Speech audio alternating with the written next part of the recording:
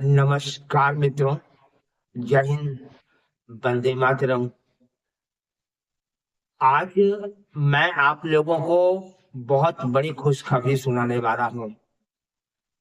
वर्तमान में हमारे देश के विदेश मंत्री एससीओ बैठक में भाग लेने के लिए पाकिस्तान गए थे, जहां पाकिस्तान के मंत्रियों के द्वारा कश्मीर के बारे में एक भी शब्द नहीं उठाया गया।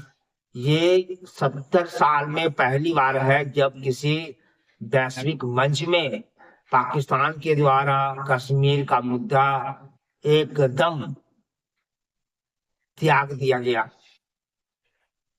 इस बात से पाकिस्तान में हड़कंप मच गया है।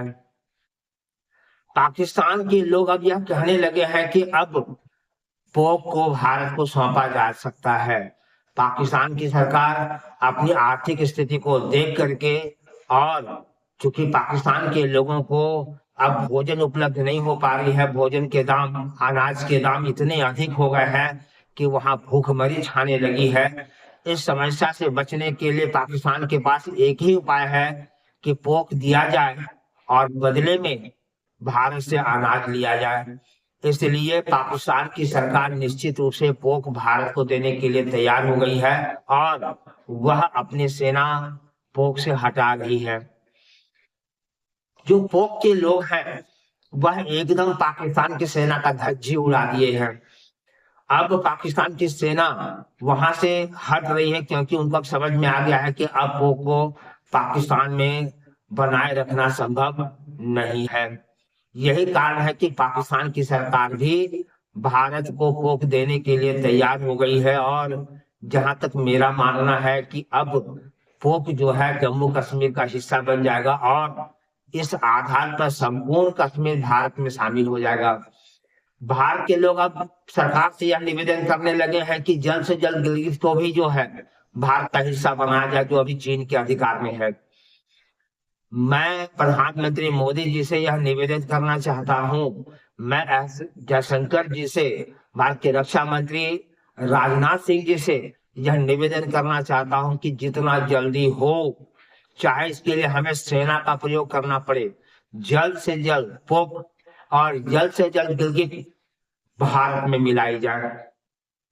ऐसा इसलिए है कि अब भारत के पास बहुत ज्यादा जो है शक्ति आ गई है। अब हम किसी भी देश से पीछे नहीं है।